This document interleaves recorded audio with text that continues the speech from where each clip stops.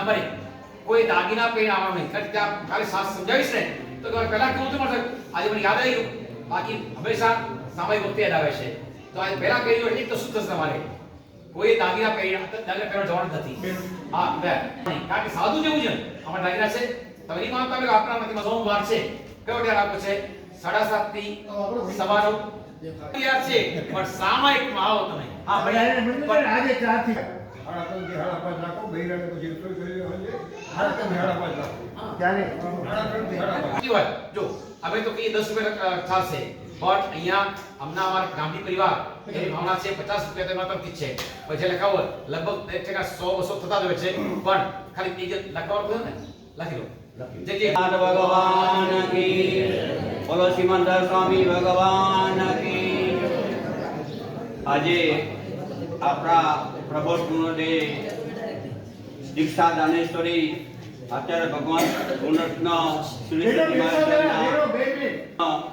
રશ્મિ દત્તજી આદિખાણા આપણા રાપરમાં પધાર્યા છે.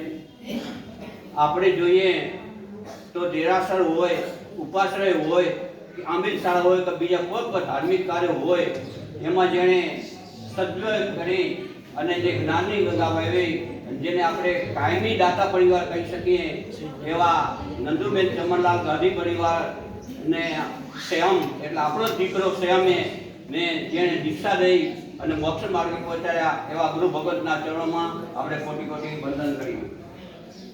ગુરુ ભગવંતને 3 દિવસનું રોકાણ હતું, 2 દિવસ કર્યા એમ ન ચાલે સાહેબ.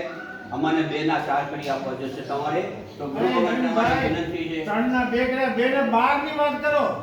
4 ની પર પહેલા 12 ની વાત મેં ભાષા જ્ઞાન કરે એમને જે અમને હા પણ એ તો એમનો સાહેબ આપ્યો બધું એટલે આપણે જ્યાં સંકોચ રાખવો પડે એમ છે. તો વધુમાં વધુ અમને રાપરસરને ત્યાં અહીં સ્થિરતા કરી અને ધર્મ આરાધના કરાવો એવી અમારી રાપરસર વતી આપણે વિનંતી. અત્યારે સવારના શ્રી સંઘની નૌકાશી માતુશ્રી નંદુબેન ચમનલાલ કાગજીભાઈ ગાંધી પરિવાર તરફથી છે. તો સૌએ લાભ આપવા માટે વિનંતી. સંઘ તરફથી 20 રૂપિયાની પ્રભાવના કરવામાં આવશે. તો સર્વે લાભ આપવા વિનંતી. ગાંધી પરિવાર તરફથી જેમ પૂજ્યશ્રીએ આપણને પ્રેરણા કરી એ રીતે આજે 3:30 વાગે દેરાસરથી આપણે વાંચતે ગાતે અહીં સામાયિક માટે પધારશું અને દરેકે શુદ્ધ સામાયિક સરળ સામાયિક કરી અને પુનઃ ઉપાર્જન કરવાનું છે. તો દરેકે આમાં પૂરેપૂરો લાભ લેવા માટે ખાસ વિનંતી. અને એની પ્રભાવના આપણે અત્યારે લખી લઈશું કે જેથી એ ટાઈમે આપણને વચ્ચે વિક્ષેપ ન પડે. શ્રી ભગવાન પૂજ્ય મુનિ ભગવંતો એડવોકેટ પૂજ્ય મુનિ ભગવંતો આજ આપણું અહોભાગ્ય છે. આજ આપણા માટે સોનાનો દિવસ છે, પરમ મંગલ દિવસ છે કે આપણે ત્યાં પૂજ્ય આચાર્ય ભગવાન સુવિશુદ્ધ સંયમ ધારક જગત જવાય એવા રશ્મિ રત્નશ્રી સજી મહારાજ સાહેબના આપણે આંગણે પ્રવેશ થયો. આપણું નગર, આપણી શેરી, આપણો મોલો આ બધું પવિત્ર થયું. પંચમહાવતધારી આત્મા પધારે અને સર્વ આનંદ જ હોય.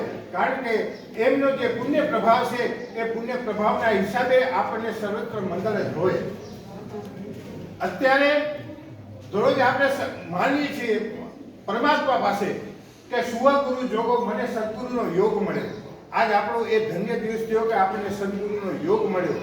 પરમાત્માનો સદેહ અત્યારે વિરહકાળ છે. તો એ સદેહ વિરહકાળની અંદર આપણા માટે કોઈ પણ ઉપયોગી, આપણા માટે કોઈ પણ ભવતાનક હોય, આપણા કોઈ પણ હિતેચ્છુ હોય, આ જીન શાસનની આન હોય, બાન હોય, સાન હોય, જીન શાસનને જયવંતો રાખનાર હોય તો આ પૂજ્ય ગુરુ ભગવંત છે.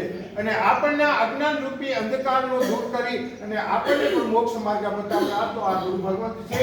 એ ગુરુ ભગવંતના આજે આપણને અહીં આપણા નગરની અંદર પદાર્પણ થયું.